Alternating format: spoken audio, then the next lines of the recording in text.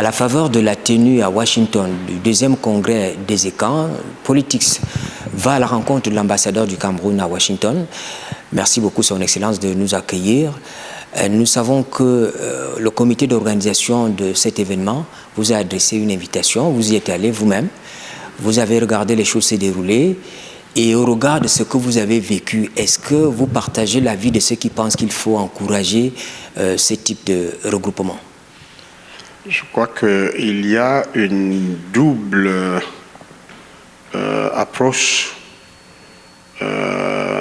par rapport à ce que signifierait ma présence au sein de ces compatriotes qui ont décidé de mettre en place un mouvement dit ECAN.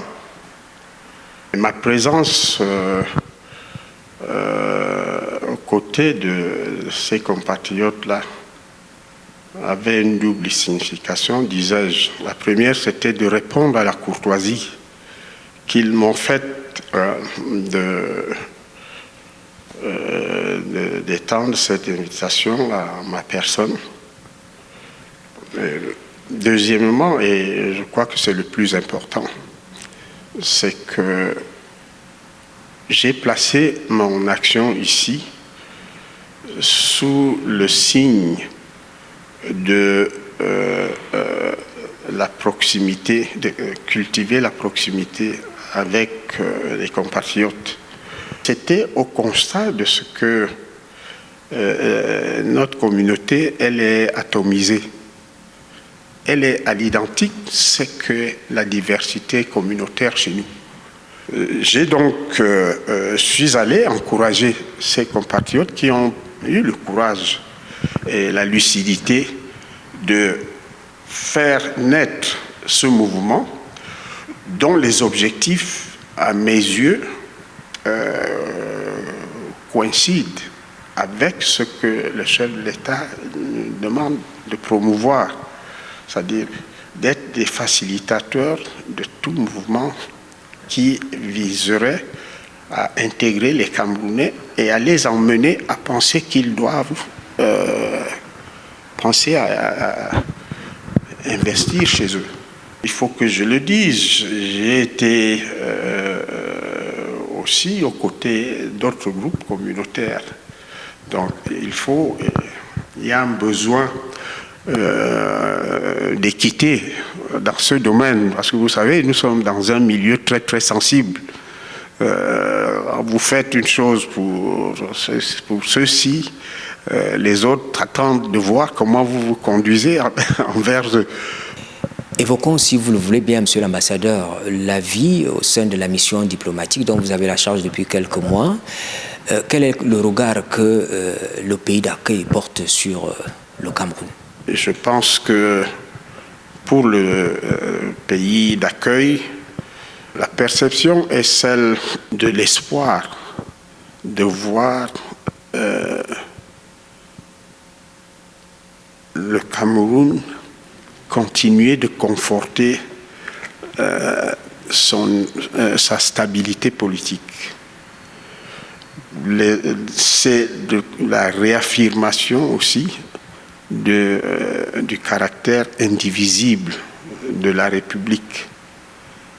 Je pense que sur ces bases-là, nous pouvons considérer que les relations entre nos deux pays sont bonnes. Les 3 dernières années particulièrement sont à ce titre assez significatives. Et maintenant, avec les autres, le groupe africain des ambassadeurs, par exemple, ici à Washington, nous savons qu'ailleurs, ils sont très solidaires. Est-ce qu'ici, vous avez votre mot à dire? Le Cameroun tient sa place. Nous sommes un maillon important. Je voudrais d'ailleurs, à ce titre, pour ressouligner toute cette importance-là, c'est l'accession de notre ancien Premier ministre et ambassadeur Philémon Yang comme président de la 79e Assemblée des Nations Unies. vous ne pouvez pas savoir combien mes compatriotes africains ont été avenants. En ce qui nous concerne, nous disons combien ils font confiance en notre pays et qu'ils n'avaient pas de doute que l'ambassadeur Yang allait réussir sa mission. 2025, monsieur l'ambassadeur, c'est une année électorale au Cameroun. Il y aura certainement les régionales, il y aura surtout l'élection présidentielle. Cette élection présidentielle donne la possibilité aux Camerounais vivants ou installés à l'extérieur de pouvoir participer au scrutin. J'aimerais savoir, tout au long de l'année 2024 et bientôt peut-être pour 2025, on va reprendre avec l'opération de révision des listes électorales. Comment ça se passe ici aux États-Unis? Votre pays, votre juridiction est assez vaste, Mexique, États-Unis. Est-ce que c'est facile? Je pense qu'il faut d'abord saluer l'initiative gouvernementale d'ouvrir la participation aux élections, les ouvrir à la participation de la diaspora en tant qu'électeurs. Nous avons travaillé à la sensibilisation des compatriotes en essayant d'associer les partis politiques qui sont représentés ici. Mais je dois dire une chose, c'est que il y a deux types de problèmes qui se posent. Un certain nombre d'exigences sont perçues par la diaspora comme un peu excessives, en ce sens que on exige la carte de résident, les cartes de séjour.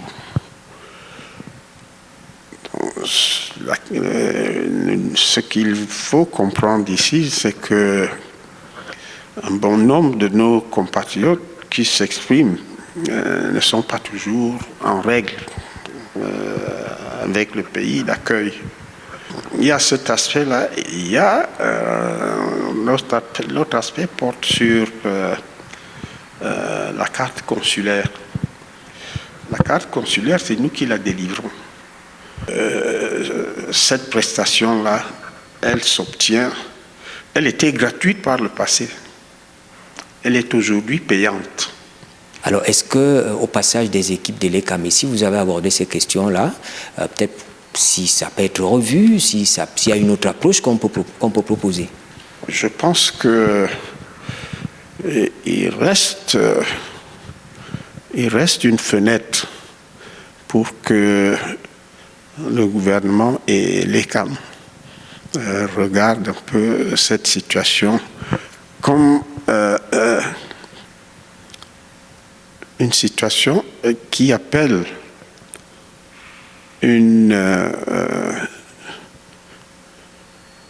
un essai de solution adapté au contexte d'ici.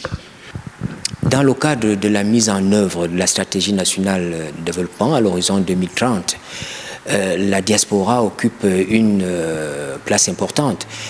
Cette stratégie met l'accent sur le capital humain. Et ici, justement, on sait qu'il y a des Camerounais qui peuvent investir, qui sont porteurs d'initiatives pouvant aider le développement du Cameroun. Qu'est-ce que vous faites au quotidien pour intéresser les Camerounais vivant ici à investir au pays? Cet idéal se situe il fait partie de la vision que j'ai de ma mission ici. C'est-à-dire non seulement de rassembler les Camerounais, ce n'est pas que pour les rassembler, mais c'est en vue d'eux. Seules des forces vives dans le pays qui sont disposées à travailler avec le Cameroun, nous les sensibilisons. C'est une action qui demande des moyens. Comme je dis, ce pays est très grand. Parce que rien ne remplace les rencontres directes entre l'ambassadeur et les communautés. Parce que c'est là que se crée le dialogue, c'est là que s'instaure la confiance et c'est là que le discours sur la nécessité que la diaspora pense à investir chez nous, c'est à ce moment-là que ce genre de discours est possible. Ceci dit, je ne veux pas dire que je n'ai pas, dans mes activités de tous les jours, je reçois les membres de la diaspora qui sont porteurs d'initiatives de toutes sortes. Elles peuvent être sectorielles ou globales. Et nous les mettons en contact avec le pays. Mais, comme je dis, stratégiquement, nous avons besoin d'asseoir ça sur des moyens qui permettent à l'ambassadeur de se déplacer, d'aller rencontrer des compatriotes, de discuter avec eux. Par exemple, j'essaie de travailler sur une initiative.